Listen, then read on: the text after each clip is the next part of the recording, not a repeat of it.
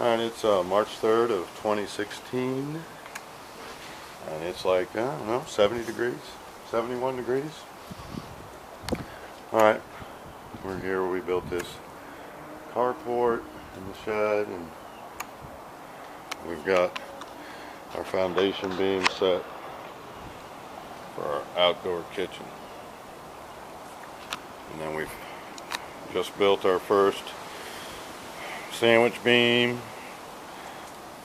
two 2x8s, piece of 1/2 inch plywood, pressure treated, sandwiched together. And I've still got dry bolts through it.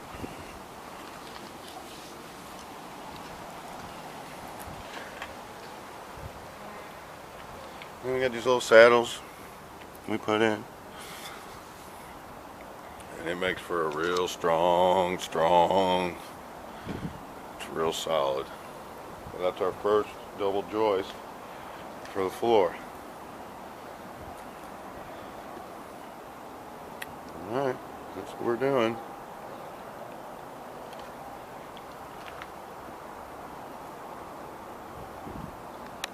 Thank you for watching, and have a great day.